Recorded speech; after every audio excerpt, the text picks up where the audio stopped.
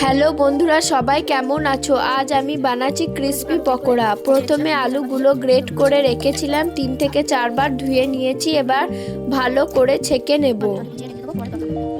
বাকি আলুটা রেখে দেবো, পরে লাগবে। প্রথমে গ্যাস জ্বালিয়ে নিয়ে অল্প একটু ঘি দিয়ে দিয়েছি।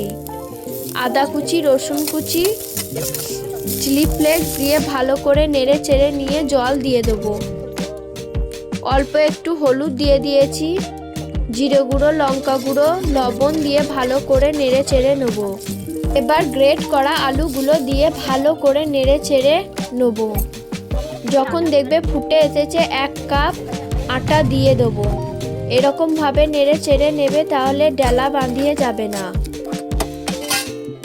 আমার হয়ে গেছে, এবার নামিয়ে নেব। অল্প একটু ঠান্ডা হয়ে গেলে জোয়ান, কর্নফ্লাওয়ার দিয়ে ভালো করে মাখিয়ে নেব। এবার একটা বাটির মধ্যে অল্প গ্রেট করা আলু, গোলমরিচ গুঁড়ো, আটা, জিরে গুঁড়ো, লঙ্কা গুঁড়ো, লবণ দিয়ে পেঁয়াজ দিয়ে ভালো করে একটা ব্যাটার বানিয়ে নেব। ঠিক এরকম হবে ব্যাটারটা, খুব পাতলাও হবে না, খুব মোটাও হবে না। আর একটি থালাতে অল্প তেল মাখিয়ে আলুটি ঠিক এরকমভাবে গোল করে নেব।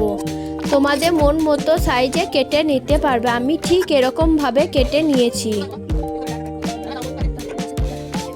এবার গ্যাস জ্বালিয়ে কড়াইয়ে তেল দিয়ে ওই বাটারটির মধ্যে দিয়ে কড়াইয়ে ছেড়ে দেব। উল্টে পাল্টে ঠিক লাল লাল করে ভেজে নিতে হবে। একটু টাইম দিয়ে ভাজবে, তাহলে জিনিসটি খুব মুচমুচে ও ক্রিস্পি হবে খেতে। হয়ে গেছে, এবার তুলে নেব। একে একে আমি সবগুলো ভেজে নেব। ভাজা হয়ে গেছে, কত সুন্দর লাগছে দেখো, কত ক্রিস্পি হয়েছে। খেয়ে দেখা যাক কেমন হয়েছে। খেতে খুব সুন্দর হয়েছে। ভিডিওটি ভালো লাগলে লাইক কমেন্ট শেয়ার করে দাও। ভালো থাকবে, বাই।